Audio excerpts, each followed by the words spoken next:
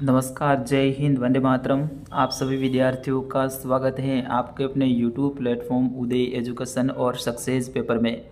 विद्यार्थियों, आज के इस वीडियो में लेके आया हूँ अर्धवार्षिक परीक्षा 2024-25 की दृष्टि से इम्पोर्टेंट कक्षा 9वीं का हिंदी विषय का पेपर, जो कि आपके 19 दिसंबर को होने वाला है। उसकी दृष्टि से वेरी मोस्ट इम्पोर्टेंट ये प्रश्न पत्र रहेगा। विद्यार्थियों, आज आपके विज्ञान विषय का पेपर हुआ है, फिर उसके बाद में अब आपके हिंदी के पेपर की बारी है। उसकी दृष्टि से वेरी मोस्ट इम्पोर्टेंट ये प्रश्न पत्र रहने वाला है, तो इसे अंत तक देखें, ज़्यादा शेयर और लाइक करें। चलिए बढ़ते हैं पहले प्रश्न की ओर। पहला प्रश्न है आपके खंड के अंतर्गत आएगा। निम्नलिखित अपठित गद्यांश को पढ़कर पूछे गए प्रश्नों के उत्तर लिखिए। यानी पहला प्रश्न है आपके गद्यांश से संबंधित है।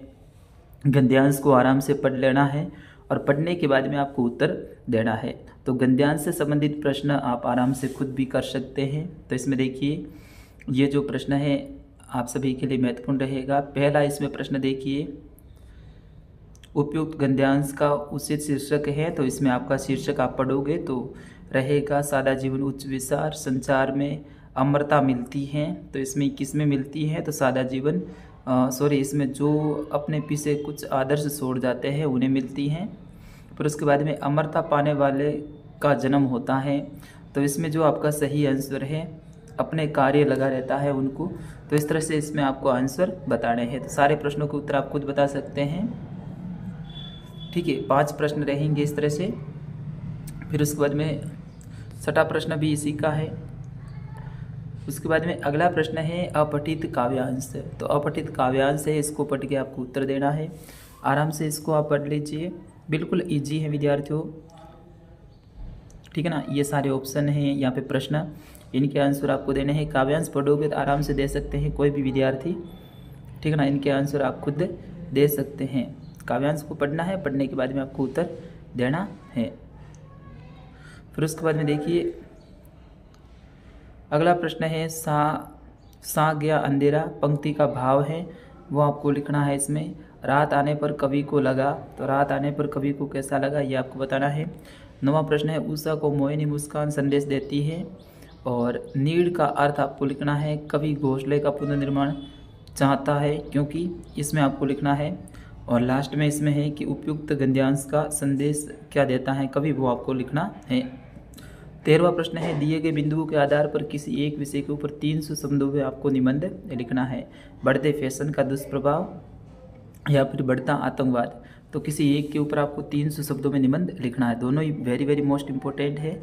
तीसरा इसमें जो आपका रहेगा, इसमें जो निबंध पर्यावरण प्रदूषण एक समस्या या फिर भारत के उन्नति की ओर बढ़ते कदम, इनमें से भी किसी एक के ऊपर आपको निबंध लिख सकते हैं।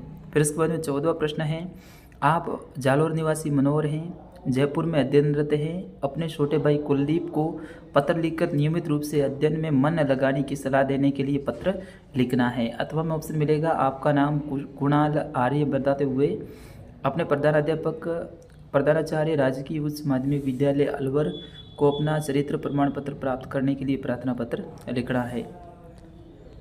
उसके बाद में अगला प्रश्न है 15वां कि आपके विद्यालय में आयोजित वृक्ष बचाओ समारोह पर 100 शब्दों में एक प्रतिवेदन तैयार करना है। अथवा में ऑप्शन मिलेगा आपके विद्यालय में वार्षिक उत्सव का आयोजन किया गया है, उस पर 100 शब्दों में आपको प्रतिवेदन लिखना है।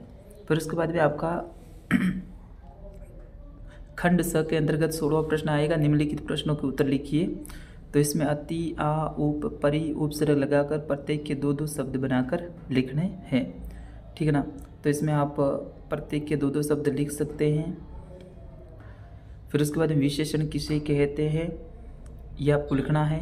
आकाश पक्षी के 2-2 पर्यायवाची लिखने हैं, तो खग और पंखेरु आप पक्षी का लिख दीजिए, आकाश का अंबर और अनिल लिख दीजिएगा। फिर उसके बाद में अगला प्रश्न है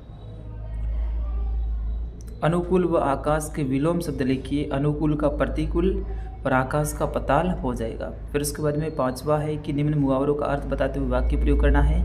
एड़ी सोटी का जोर लगाना, तो पूरी कोशिश करना इसका मतलब होता है, और खून खोलना मतलब अपनी जो जिज्ञासा है वो खुल जाती है। फिर उसके बाद 6ठा है संयुक्त वाक्य को परिभाषित कीजिए, संयुक्त वाक्य किसे कहते हैं। 17वां प्रश्न है निम्नलिखित गद्यांश में से पूछे गए प्रश्नों के उत्तर देने हैं। गद्यांश को 2 बार पढ़ लेना है, पढ़ने के बाद में आपको सारे प्रश्नों के उत्तर देने हैं। अथवा में भी ऑप्शन मिल जाएगा, ये भी गद्यांश है, इनको पढ़ के आप उत्तर दे सकते हैं। 18वां प्रश्न ऐसे ही है, यहाँ पर काव्यांश है, इनको पढ़कर आपको उत्तर देना है। तो 2 काव्यांश और 2 गद्यांश आने वाले हैं। फिर उसके बाद में 19वां प्रश्न है, रिक्त स्थान की पूर्ति करनी है, यहाँ पर आपको खाली जगह भरनी है, ठीक है ना। तो उपभोक्तावाद का विस्तार, सामंतवादी संस्कृति, तो यहाँ पर सामंतवाद लिखना है पहले में, ठीक है। तुम फोटो पोशाक का महत्व नहीं जानते हैं, तो तुम फोटो का महत्व नहीं जानते, यहाँ पे फोटो लिखना है। शासन है, तब का प्रभाव, गहरा गहरा, ठीक है, इसमें लिखना है। और बसो ब्रज, इसमें मथुरा या हल्का, तो इसमें आपको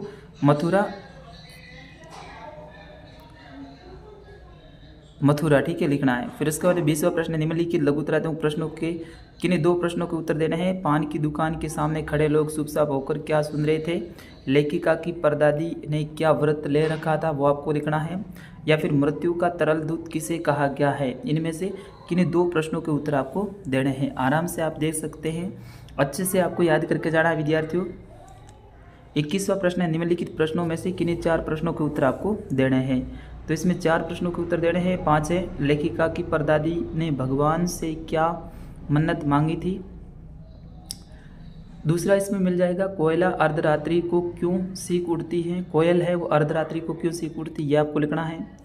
तीसरा है, कृष्ण भक्त कवि रस खान का संक्षिप्त परिचय लिखना है।